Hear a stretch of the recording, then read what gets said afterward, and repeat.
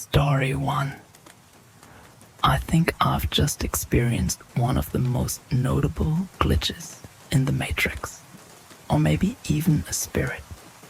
It has me a little baffled and a little shook up. I've listened to other stories with awe. I can recall a few times where I've had a so-called glitch, but this time it really sunk in. And with it being the month of October, which is said to be the time when spirits are most active, it felt even more significant. To me, they seem active all the time, but I do feel an extra presence within this month. Maybe it's because more people are willing to be open-minded about it during spooky season. Those who don't entertain their ghostly indulgences unless it's October. Just a theory though. Now on to what actually happened to make me sit down and write this out. I live in the middle of nowhere, and this is important to know. Most people need GPS to find my home. However, I do have 2 neighbors and my mother who live in this area, others who value the seclusion, along with a few family members, as this area has been in my family for nearly a century. My mother has a camper that she lets some of the less fortunate crash in for a night or 2, or maybe even a week. We do have a few drifters who set up camp in the deeper forested area of our property. Usually, we don't mind, unless they start stealing or leaving drug paraphernalia around. And we're not talking weed, more like meth and syringes. We had a veteran who served and was injured in Iraq. He had a bit of brain trauma from an explosive device that was activated and left shards in his skull. His name was Corey. He's different but very nice, so my mom decided to allow him room and board. For the past year, he had rented out her camper. Corey is around the same age as I am, maybe a little younger. He always seemed to take an extra interest in me. I think it's because I'm kind and patient, especially with someone who's adjusted to life with a disability. He would go out of his way to make sure I got home from work every single night. Sometimes he would open my car door just to be a gentleman. Then he met my husband, and I quickly realized it may have been a crush on his part. As soon as my husband came outside, Corey stiffened up, chest bowed out, and his arms hung by his side in a ready stance, bouncing with anticipation. My husband then came over, chest bowed out, and said, "What's up, man? Can I help you?" To which Corey replied, "No, can I help you?" They were almost touching chests at this point, and I quickly broke up the tension by introducing the 2. My husband caught the eyes I was making at him and backed down. He was aware of our new neighbor and his mental situation. He knew that Corey wasn't really computing until after I did the introductions. Problem solved. Still, Corey would take any given opportunity to show his affections toward me. He was never really creepy about it, just seemed innocently lost on the whole "I am happily married" subject. This would lead to me getting bouquets of flowers every single week, at work and at home. Some days he would call my son to give him flowers to pass on to me. The only creepy thing he ever did was hide in my bushes and watch me leave, twice. The second time, my husband approached him kindly. Corey said he was playing hide and seek alone. Okay, again, he has cognitive issues, but he was never aggressive. Now, to what actually happened? It had been 2 weeks. No Corey, no flowers, and no one waiting for me to get home, other than my own family. I asked my mother, and she said she thinks he was with his friends for the week, but it was very odd that she hadn't seen him. Fast forward a day or two, I heard a knock at the door. My husband was at work, and his truck wasn't there. Corey was on my porch, and I kind of watched him. He had a bouquet of purple daisies and baby's breath. I started to open the door to greet him, but this time he just left them on the porch and ran. And I mean, he took off running. I figured he just didn't want to get caught. So I went to call my mom and let her know that Corey is back. This is where everything went bam, and I was shook. Hey, Mama, I just saw Corey. He left more flowers. And she cut me off. That is not possible, sweetheart. I have some really bad news. Corey died the day after he left here in Wilmington. It was a bad accident, and he died on the scene. I am vibrating. My nerves are not ready. I'm physically holding these flowers in my hands as she's saying this. I smell his cologne all over the front porch. I was on my way to put them in water in my daughter's room, but I dropped them by accident and picked them back up, still asking my mother if she was sure. She then screenshotted the obituary. Corey B., September 14th, 2022, DOA, car accident, along with all his information from his family that he still kept in touch with. I don't tell people my address. I like being secretive and protecting my family from certain things and certain people, to be more precise. Who was that? I saw Corey with my own eye. I watched him nervously, and I still smell his cologne lingering. My mother, who was very doubtful, promptly came over to see, and she was just as taken aback. The little card even had a heart drawn on it that said CB on the tag. Corey died last month. How is this possible? And no, I don't have any admirers that I'm aware of who would know where I live and look, sound, and smell like Corey did. I still have the flowers. Some are wilting. That happens in time. Now, how did time reverse itself in order for him to give me the last gift of these flowers? Definitely got my mom, my husband, and myself all questioning what went on that day.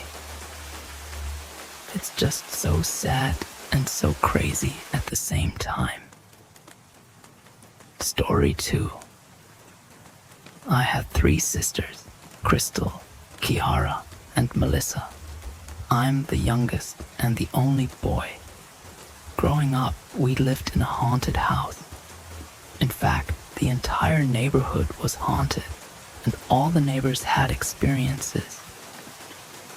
Apparently, the area was built over a military gravesite, though I'm not sure how true that is.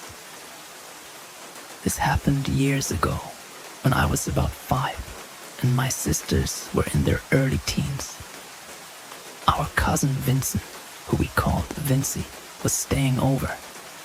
He was the same age as my sisters. We used to play hide and seek with all the lights in the house turned off, except for the room our parents were in. That night was going great. The only source of light was a flashlight held by the seeker.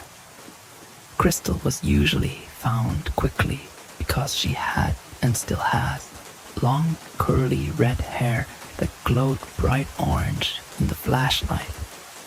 Chiara, with her long straight blonde hair, was also easy to find.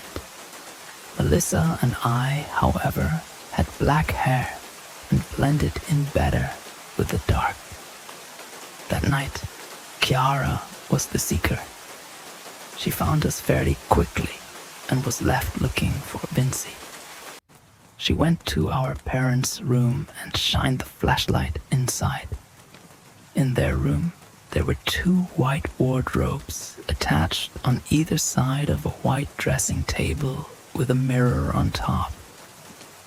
One of the wardrobe doors was slightly open, and inside the darkness, she saw a pair of eyes staring out at her.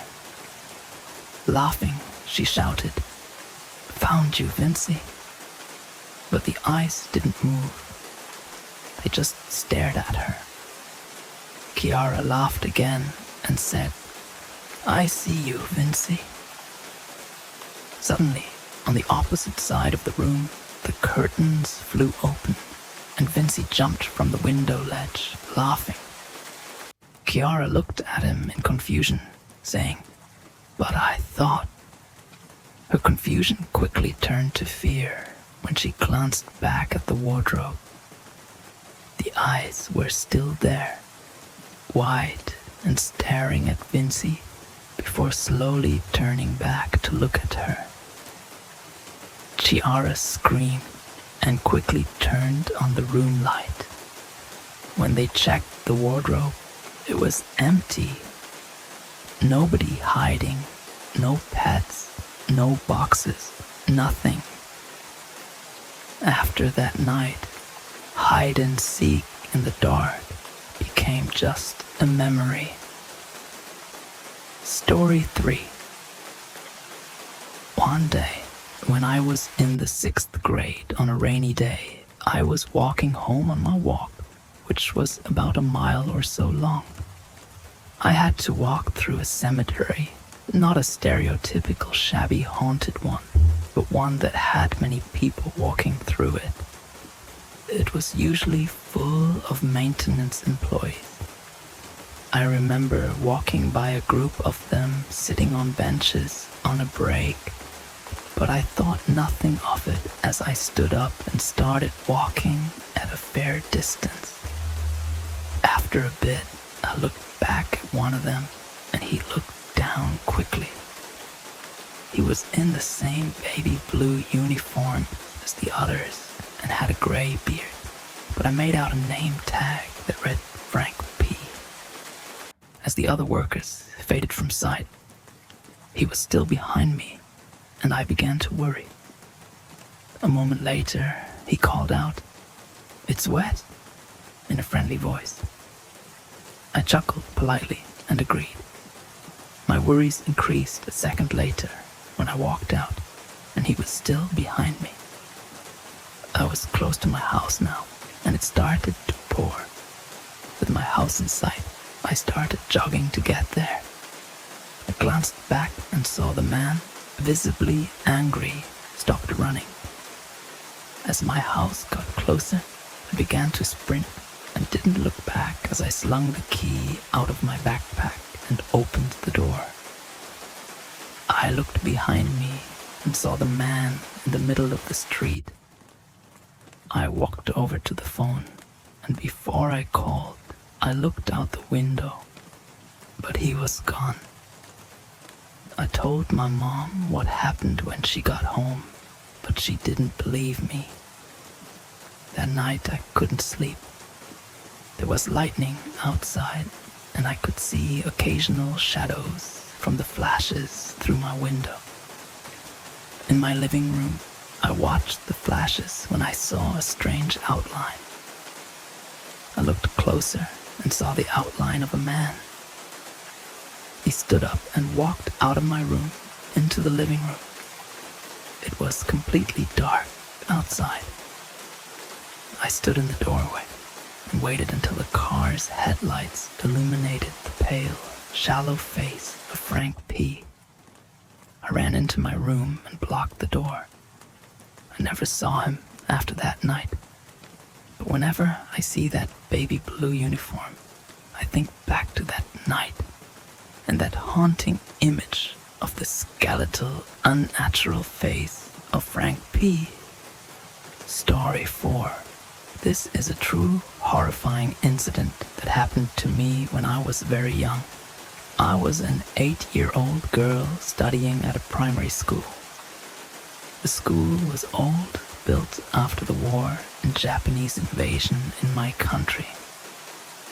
I heard that there were Japanese army men and local people killed on the land brutally, and many teachers and students claimed that they had encountered paranormal activity. Although I've never seen anything paranormal at the school, this place still gave me a creepy vibe. My class was located on the second floor, just beside the girls' bathroom. The chilling part is we could see an old cemetery park from there before entering the bathroom. One day, when I was studying in my class, I wanted to pee, so I asked the teacher's permission and went to the bathroom. I got into the first stall and locked the door. There was no light or anyone in there. It was just me. Everything was silent until suddenly someone banged and kicked the door that was in front of me. I was in shock and froze for a few seconds. I don't know why, but I didn't scream for my life. I just quickly pushed against the door so the person wouldn't break in. After a few minutes, the banging stopped. I waited for a few more minutes and opened the door. There was no one in there. I walked out, ready to go back to my classroom, and then I saw a student with broad shoulders and chocolate skin standing opposite my direction. He was looking at me with a smile on his face. I froze because he was one of my classmates, and he actually sat near me. I think after he saw me go out of the bathroom, he followed me, and that was him inside. I quickly returned to my classroom and didn't speak of anything about it to anyone. The students soon went in and sat down quietly. I cannot recall his name, but I still remember this incident even now. I will never forget this horrifying experience. I wonder what would have happened to me if I didn't lock the door, or if he had succeeded that day. Story 5. This is a true horrifying incident that happened to me when I was very young. I was an 8-year-old girl studying at a primary school. The school was old, built after the war and Japanese invasion in my country. I heard that there were Japanese army men and local people killed on the land brutally, and many teachers and students claimed that they had encountered paranormal activity. Although I've never seen anything paranormal at the school, this place still gave me a creepy vibe. My class was located on the second floor, just beside the girls' bathroom. The chilling part is we could see an old cemetery park from there before entering the bathroom. One day, when I was studying in my class, I wanted to pee, so I asked the teacher's permission and went to the bathroom. I got into the first stall and locked the door. There was no light or anyone in there. It was just me. Everything was silent until suddenly someone banged and kicked the door that was in front of me. I was in shock and froze for a few seconds. And I don't know why, but I didn't scream for my life. I just quickly pushed against the door so the person wouldn't break in. After a few minutes, the banging stopped. I waited for a few more minutes and opened the door. There was no one in there.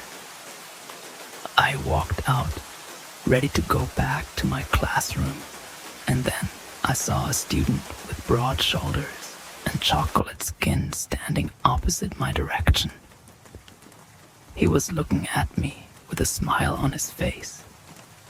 He froze because he was one of my classmates, and he actually sat near me. I think after he saw me go out of the bathroom, he followed me, and that was him inside. I quickly returned to my classroom and didn't speak of anything about it to anyone. The student soon went in and sat down quietly. I cannot recall his name, but I still remember this incident even now. I will never forget this horrifying experience. I wonder what would have happened to me if I didn't lock the door, or if he had succeeded that day.